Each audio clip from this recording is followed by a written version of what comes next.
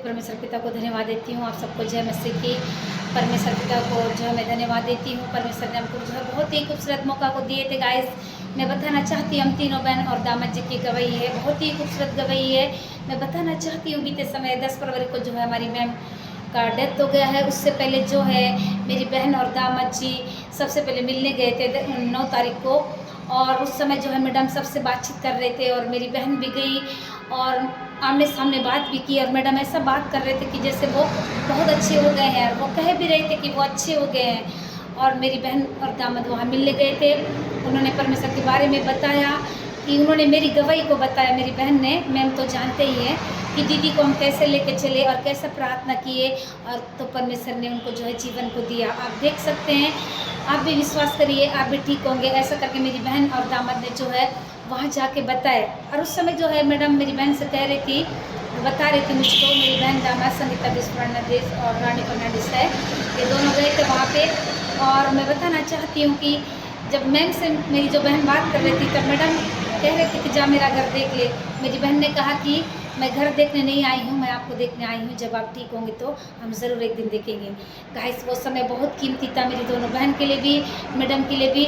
उस दिन सब कुछ ऐसा लग रहा था कि सब कुछ जल्दी होने वाला है, जबकि ये दोनों के पास भी बहुत काम था। वे दोनों पति पत्नी एडवोकेट है, वे कोर्ट गए हुए थे, फिर उनकी बेबी का आधार कार्ड बनवाने भी गए थे। फिर भी इतना थक गए थे, फिर भी जो है वे कोर्ट में भी गए और लास्ट में मैम से भी मिले।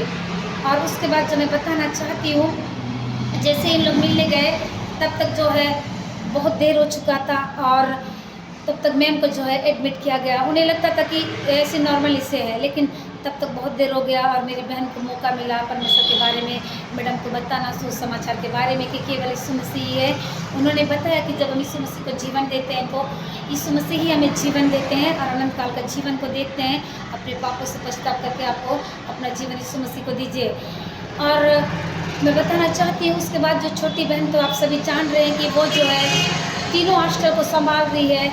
उसमें जनरल है, एसटी है, ओबीसी, तीनों हॉस्टल के बच्चे हैं। 300 बच्चे रहते वहाँ पे, वो बच्चों को भी संभाल रही है, प्लस वो जहाँ दुख हुआ है उनके पूरे परिवार में भी मिलने जा रही है, उनके ससुराल में भी जा रही है, वो बीच बीच में वहाँ भी जा रही है और यहाँ के भी बच्चों को देख रही है। इतना कौन करता है गाइस, मैं बताना चाहती हूँ एक छोटी सी बहन के ऊपर इतना ज़रा जिम्मेदारी आ गया। मैडम को भी कभी सोचे नहीं थे कि मेरे मरने के बाद जो है ये बेटी ऐसा करेगी, और जिंदा रहते भी कभी नहीं सोची थी कि जो है ये बेटी मेरे लिए, मीना ब्रिज करके जो मेरी छोटी बहन है, बहुत सारा जिम्मेदारी गाइस मैं बताना चाहती हूँ। 3 हॉस्टल के बच्चे को संभालना बहुत मुश्किल होता है। जहाँ हॉस्टल है वहाँ जो है मैडम 300 बच्चों को रखते थे, वो 3 हॉस्टल के बच्चे हैं। जब मैम छोड़ के चले गए तो वाकई में वो बच्चे लोग अनाथ हो गए हैं और मेरी बहन के साथ में वहाँ रह रहे हैं। लेकिन मेरी बहन जो है वो हॉस्टल में भी संभाल रही है, उनके ससुराल में भी संभाल रही है। उनको जहाँ बोल रहे हैं वहाँ वो जा रही है और कंटिन्यू वो प्रेयर को देती है। इसलिए मैं जीवित परमेश्वर पिता को धन्यवाद देती हूँ, क्योंकि बिना पवित्र आत्मा के हम कुछ भी कार्य नहीं कर सकते।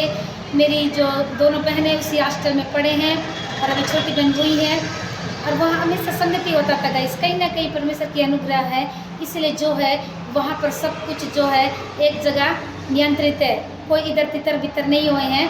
कुछ देर के लिए बच्चे सोच रहे थे कि हम घर चले जाएंगे, पर फिर मैंने, मेरी बहन ने कहा तो मैंने प्रार्थना किया। बहुत बड़ी जिम्मेदारी होती है गाइस। हम देखते हैं कि किसी घर में दुख होता है तो लोगों को बहुत इस चीज़ से निकालने में समय लगता है, लेकिन मेरी बहन छोटी सी है। मैं बार बार इस चीज़ को इसलिए बताती हूँ क्योंकि बहुत मुश्किल है संभालना। हम देखते हैं कि माता पिता भाई बहन सब एक साथ रहते हैं तो लोग संभाल नहीं पाते हैं, लेकिन एक छोटी सी बेटी वहाँ रह के संभालना बोलने से बहुत ही मुश्किल बात होता है। मैं बताना चाहती हूँ इस गवाही के लिए मैं बहुत ही परमेश्वर पिता को धन्यवाद देती हूँ कि परमेश्वर पिता जो है मेरी बहन को वहाँ मदद कर रहे हैं और मैं कंटिन्यू प्रेयर कर रही हूँ। और उसके बाद जो है मेरी बारी आई गाइस। मैंने परमेश्वर से कहा, जब मेरी बहन ने 10 तारीख को मेरी बहन ने कॉल करके बताया, मैसेज भी छोड़ी थी। जब मैं मोबाइल ऑन करके देखी कि मैं किसी का कॉल मैसेज तो नहीं आया कोई प्रेयर करने वाले का, देखती हूँ तो मेरी बहन ने उसमें कॉल किया था, मैसेज में लिखा था कि मैम इस दुनिया में नहीं है। मैं टूट के रोने लगी गाइस और मैं अपने आप को कोसने लगी, प्रभु मैं जीते जी परमेश्वर मैडम तक नहीं पहुंच पाई। हालांकि मैं मिली थी, लेकिन संगति में भी मैडम जो है आते थे, मोबाइल के द्वारा जो है वचन सुनते थे। 23 पूरा जनवरी महीने से लेकर पूरा दिसंबर महीने तक उन्होंने सुना, और 2024 जनवरी से 9 फरवरी तक उन्होंने वचन को सुना। वो डेली मैसेज करते थे, बहुत अच्छा कर रही है, पर प्रार्थना बहुत अच्छा कर, बहुत अच्छा प्रीच करती है कर, ऐसा वो मुझको बताए। लेकिन इतना जल्दी हमको छोड़ के जाएंगे पता नहीं था, और मैं एक दिन चाहती थी कि मैं जाके मिलूँगी, वो समय भी मुझको नहीं मिल पाया गाइस। इसीलिए मैं आज इस गवाही को बताना चाहती हूँ। अगर परमेश्वर आपको किसी के लिए प्रार्थना करने का समय दे रहा है, किसी का मिलने का समय दे रहा है, तो आप तुरंत जाइए, मिलिए। मैं उनको खोने के बाद मैं बहुत टूट के रोने लगी, और प्रभु से मैंने वाचा बांधा कि जो लोग अभी जिंदा हैं मैं आपके बारे में बताऊंगी।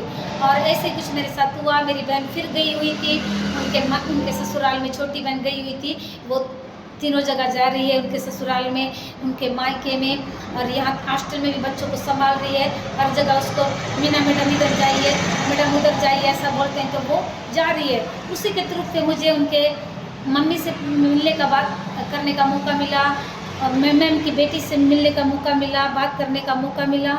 मैंने उनको पूरा चीज़ को बता दिया गाइस कि जब आप प्रार्थना करते तो मैम जो है बच जाते, आप विश्वास करते तो वो बच जाते, पर वो इस दुनिया में नहीं है। पर आप लोग अभी किसी को विश्वास करिए, और एक उद्धारकर्ता के रूप में जो है उसको आप लोग मानिए, ऐसा मैंने बताया। नानी ने भी कहा हाँ बेटा करना ही पड़ेगा। वॉल्वी से बोली हाँ नूनी हमें करूँ दे, बोलूँ वो मेरे को मतलब बताइए, वो हम जो मुझ बेटी के काय बीती नहीं ली ऐसा करके वो मेरे को बताइए। मैंने उनको बताया कि अब आप यीशु मसीह के साथ रहिए, मैं आपसे मिलने आया करूँगी कभी संडे में। आप बिल्कुल, और रोने लगी टूट के कि अब मैं किसके साथ